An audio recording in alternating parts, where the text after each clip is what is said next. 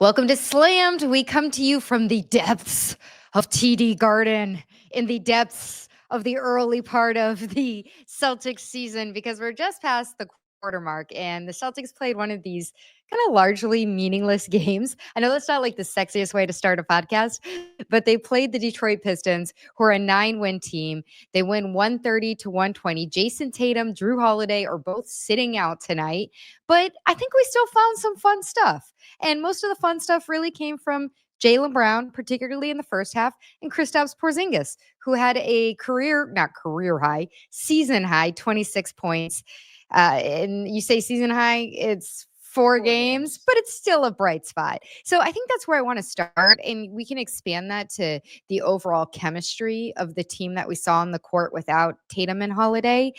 But I thought it was fun, especially because of the interaction that we just came out of with the post-game press conferences, hearing from Jaylen Brown and Kristaps Porzingis, and the dynamic that you're seeing there now that Kristaps is back and playing meaningful minutes again.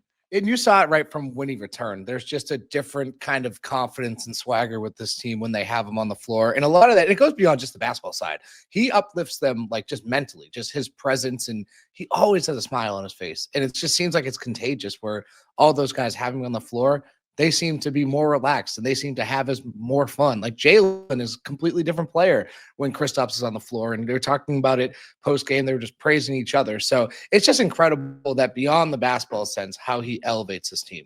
I agree. He had a really fun moment in this game, if you didn't see it, where he got fouled in the paint. And at that point, I believe it was a 12-point margin that the Celtics, at one point, it was 6 points with a couple minutes left in the fourth quarter. So they get it back up to 12. Kristaps gets fouled. He goes to the baseline. He raises his arms in the air. You just heard this roar from the crowd from where we were sitting on the 9th floor. And even before that, I mean, he's slapping the floor. He draws a technical late in the game because, of course, he and Jaylen Brown were jawing with Isaiah Stewart throughout the game. So it's just like this fun energy. And I think it's very authentic. And that's why it works. It's not like he's being corny or he's clowning it up or anything. He just seems really happy to be playing with this team.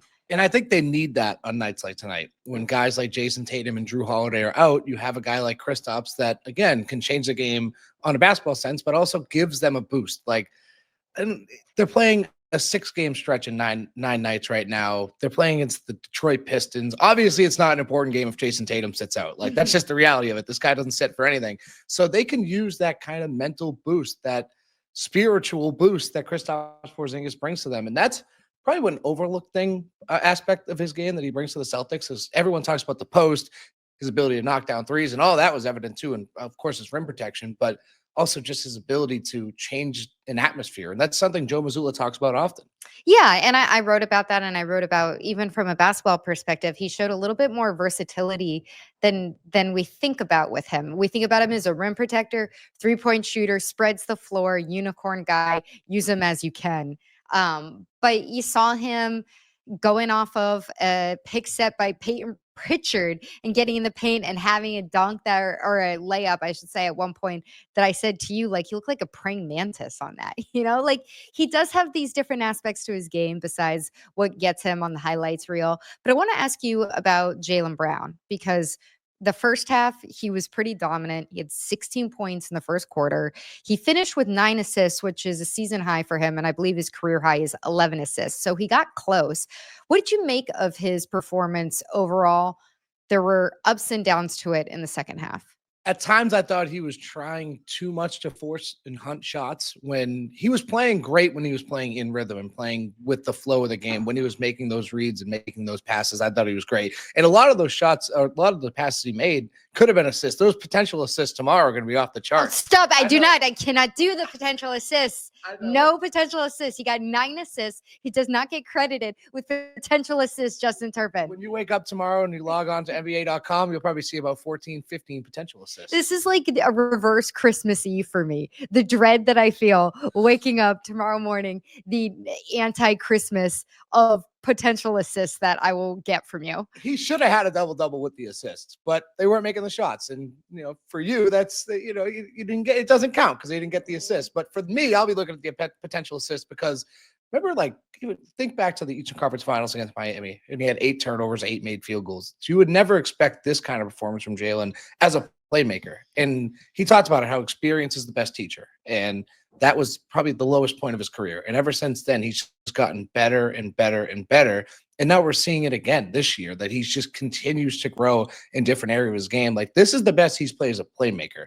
Last year, I thought was the best year of his career, and obviously was validated with Eastern Conference Finals and NBA Finals MVP. But his ability to work as a playmaker, and it's obviously highlighted tonight because Jason Tatum was out. But I think all year he's been doing that.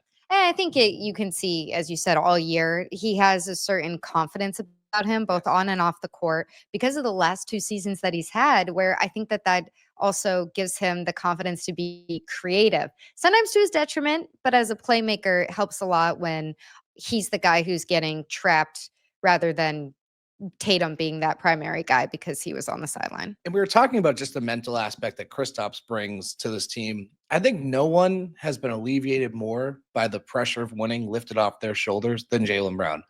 He's felt like it's just felt completely different with him. Like, he's not really beating himself up anymore. Like, he would take losses hard last year.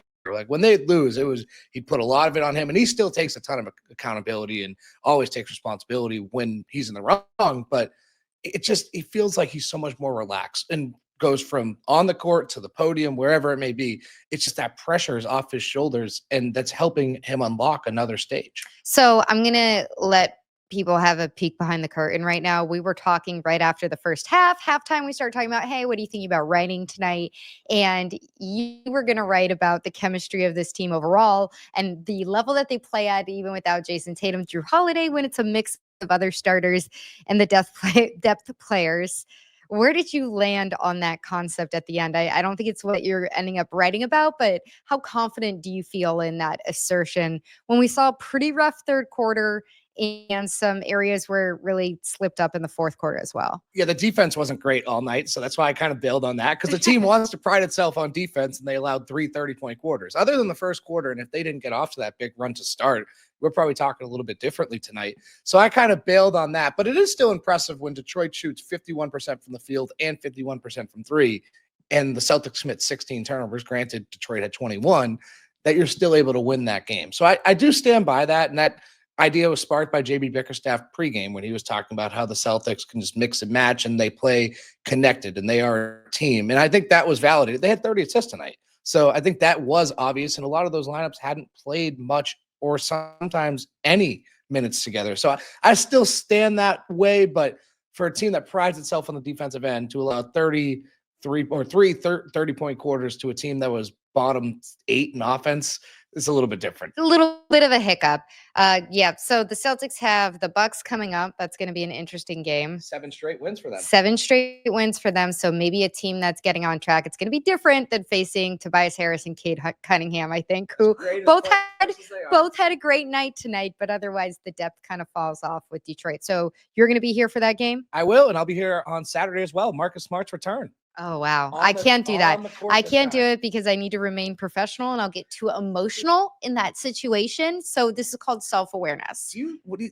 Real quick, do you expect anything on that? Like, I expect them to be shown on the Jumbotron. Obviously, they're not going to do a whole another tribute video or whatnot, but there's going to be some considerable buzz around this. Big ovation. Yes. That's just what I expect. Always. Big ovation, standing ovation. Yeah. I think there's still a lot of people who have a lot of fondness for him here. And there's a lot of people who are always annoyed by that. And those people can just be happy that he's gone. And the rest of us will feel sad when he comes back and want the best for him.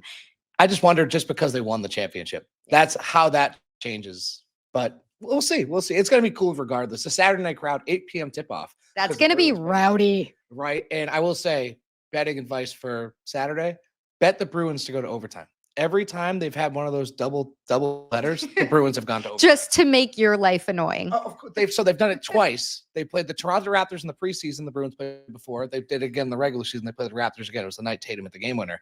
And both of those Bruins games was overtime. So we call that Turpin's Law. That's a lot. That's a lock. Oh, I had Peyton Pritchard over 20 points tonight. And that wasn't necessarily No. But this one, the particular Bruins overtime, you make a note of that. That's Turpin's Law. That happens every time. So law Oh, law. I thought you said lock. I was like, oh yeah, No. it could be a lock too. It is a No, law. it is a law. Yes. It's a scientific law. And Yes, on it that is. note, you're gonna have all the coverage this weekend.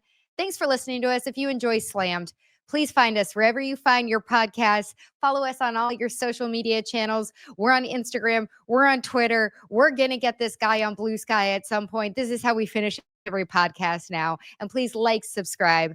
We love you guys. We'll see you soon.